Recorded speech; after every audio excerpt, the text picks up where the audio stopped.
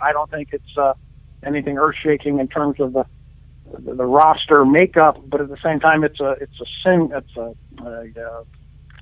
symbol or a shot across the bow, if you want to call it that, by the front office to the guys on the team and say, hey, we're not going to put up with the malcontents.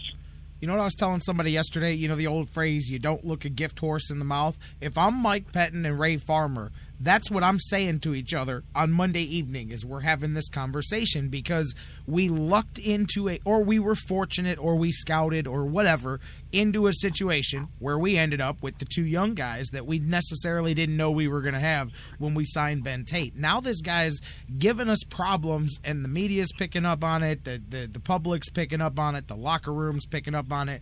Man, this is this is cake work right here. We let this guy go, we prove a point to the locker room, and we don't hurt our team on the field at all. To me, that one, all you could do is fumble that away if you didn't just take care of it the way they did, because they didn't risk hurting themselves on the field. I don't know, short of an injury, that you see much of Winston, because I don't know that they're going to suit up three running backs per se. That kind of just would give you the same problem that you had before.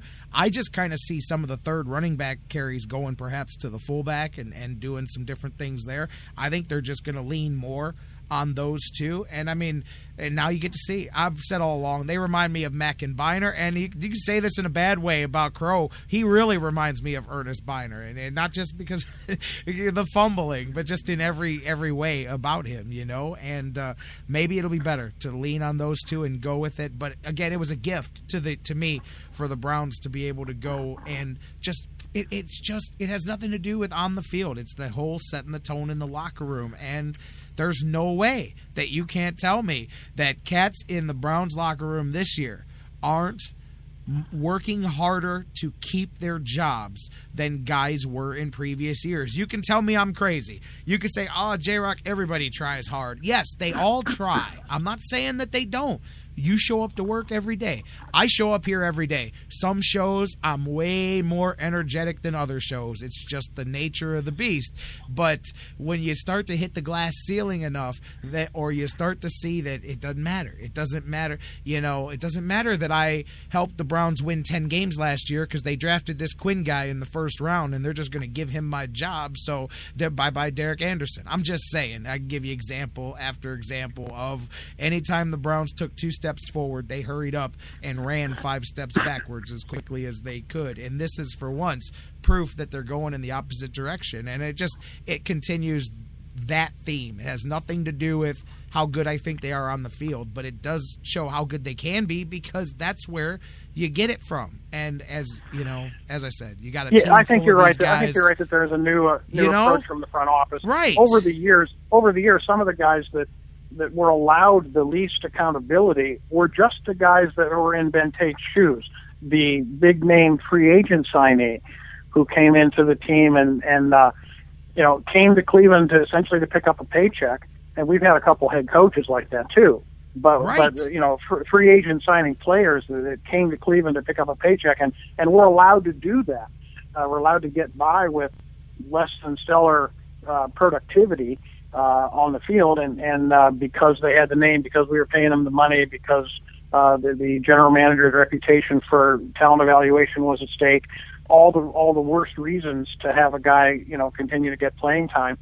So this represents a move in the other direction, and like you say, it was rather painless because he's your third string guy, basically, or the guy that you think of as the third best guy to be productive for you when they hand them the football. You got to believe it's a good move, and you're probably right. They would certainly practice Glenn Winston with the team for a few weeks before they would entrust him with significant carries in a game.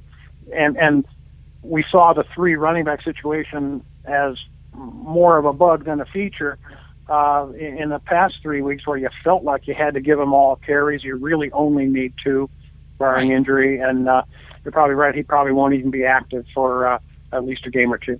I mean, because think about it. At least for a minute, you would think, okay, if you got two really healthy guys here, and neither one of them are banged up right now, if you need to give them both a breather at the same time, and you have to run the ball, you do have a fullback. You can easily run one play to the fullback and then get one of those other. If those two young guys need to take some time off, then we need to have this LeBron discussion again here about these young guys that need to take time off, because I'm telling you, man, you shouldn't need it. If they both need a break at the same time, then we need to talk to our strength and conditioning guy too. Let's get in shape here, guys. We're making millions here. Let's get in shape, man. Because I mean, I'm just saying, man.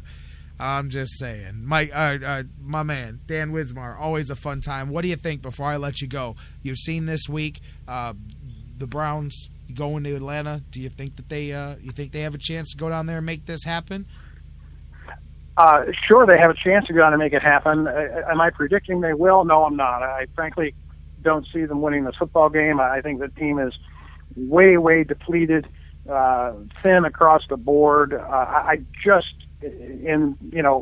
trying to, think with my brain instead of my heart, I can't see them going to Atlanta and winning the football game. I would love for them to surprise me and make me a liar.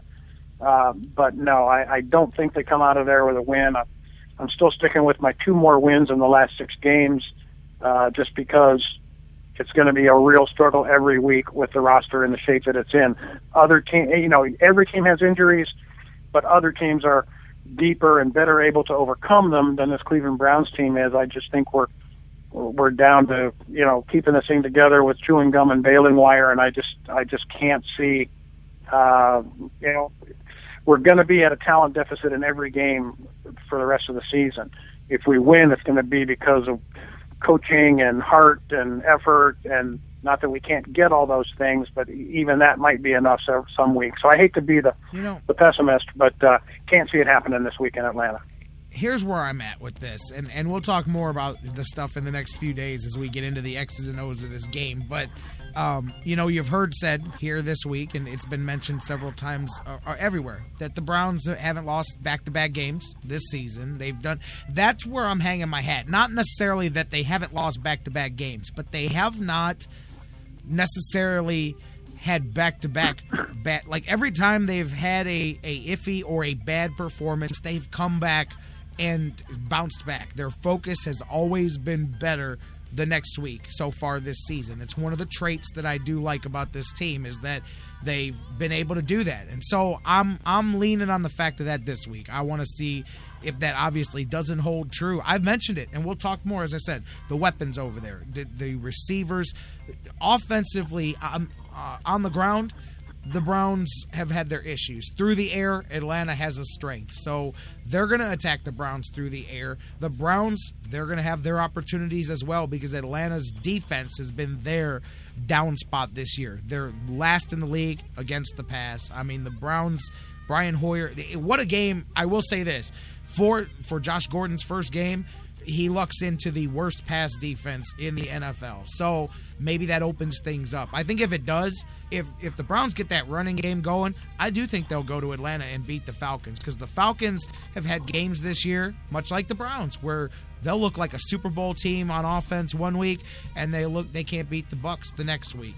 So it's right there. But if they go and the offense gets going, then they will win this game. I do believe that they will. But I'm with you. It's going to take coaching. They're going to have to scheme it up. It's going to take heart. All that stuff that you listed to go out there and win this game, because offensively, Atlanta can do the thing. They can. That is what they're built for, and they're in their dome, which they're built for the speed on the turf in that dome. I mean, you got Julio Jones, you got Roddy White, you got their weapons over there. Matt Ryan is a quarterback, and he can beat you through the air. We've seen quarterbacks lesser than him do that this season. So, that's true. I also think, though, that the indoors conditions helps Brian Hoyer, Josh Gordon. I agree. And they did it in Minnesota last year when they hooked back up. Brian Hoyer is going to be licking his chops, looking at the opportunities that he has. I hope they go into it with a focus on, sure, it's his first week back, but man, when you've got the gun, you got to shoot it, and let's go. Let's throw jump balls to Josh Gordon all day long. You know what? Because that's funny. He can go up and get it. I was going to ask you. That's so funny you said that, because my final question for you, pre-planned, was going to be, what do you say? First offensive play of the game for the Browns, play action fake, Josh Gordon down the field, whether they hit it or not, just to right away show Atlanta that we're going to go to him and we're going to make you have to respect Josh Gordon? Because my gut tells me that they're going after him right away. Yeah, I think you're probably right. And even if it's not a quote-unquote down-the-field throw, put it in Josh Gordon's hands on the first play one way or another, whether it be a bubble screen or whether it be a slant or an end around to the guy. Show that you're going to get the ball to your playmaker right away. And the only downside to doing that on the first play is that might be just what they're looking for on the first play. But you've got to fire that weapon. You got to do it a number of times and get the ball in his hands as many times as you can. And the reports from camp or from Browns headquarters are that Josh Gordon's in great shape. He's been working hard. He's in tremendous condition. He's so I don't think we're going to see necessarily a problem with an out of shape, not ready for prime time Josh Gordon. So let's fire that gun as many times as we can. I'm with you. Let's see what happens, man. It'll be fun. But, yeah, it'll be interesting if the Browns show up. What Browns team shows up? Again, I'm with you. The depth has got me worried. We keep saying it, how many guys can get hurt before it's too many guys that are hurt? But that it speaks to the heart, that's for sure, of these guys, that they'll keep fighting it. Can they do it another week here? They get a little bit of the cavalry back, and they got good news. I don't know if you heard, but Sheard maybe even plays this week, but definitely should be only a week at most before he's back, when they thought he may have been gone. And they have the possibility of getting Dansby back for the last few games as well. So could have been a lot worse on the injury front. So I'm kind of a little bit happy about that one as well. Yeah, sure. The news is good about Sheard. And I had not heard what the nature or extent of Dansby's issue is. What is that, Jerry? It's a sprained MCL, as far as I've been told, and they're not going for surgery as far as now. And the plan is that he could be. It says upwards of 4 weeks was what the Browns told me. So, to me, that means they're looking at 4 weeks as perhaps the back end of this thing. So he could be back even sooner. But they dodged a bullet with surgery. It would have been minimum of 6 weeks, and that would have probably wiped him out. But I would assume they go a week or two. If it's not responding, then they would probably IR him and have surgery. If it is, then they could have him back for, I would think at no worse, the last 2 weeks of the season. Yeah, okay. Well, yeah, that's good news. And any port in a storm, you just hope that the sheer numbers Mingo's playing one arm. Did you hear that, by the way? Did you hear them talking about that the other day? I think we knew that Mingo's shoulder is banged up, but when Jim O'Neill was describing it the other day, I mean, Mingo is literally out there, because he was going to play a lot more this week with Sheard out.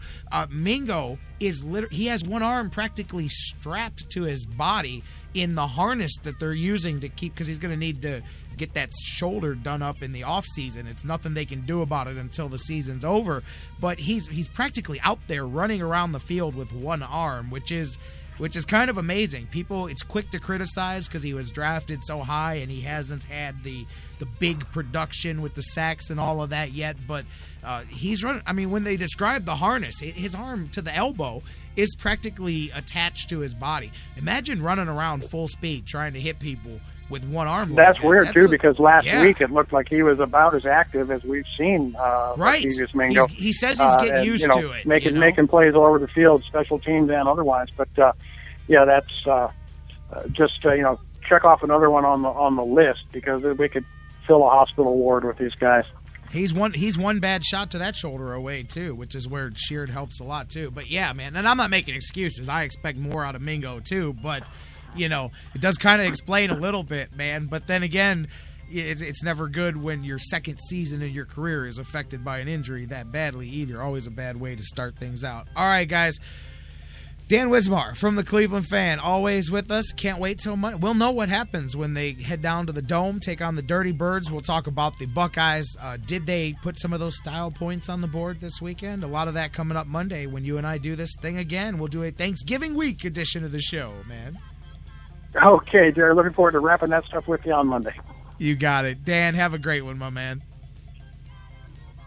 Dan Wismar from the Cleveland Fan, my man, my buddy, here on the Sports Fix every Monday, every Wednesday. Always a good conversation talking Buckeyes and, of course, a little bit of Browns, Cavs, Indians. We're all over the place. Speaking of Indians, Giovanni Urshela. Man, tomorrow Mike Brandenberry will be here. We'll talk more about it, but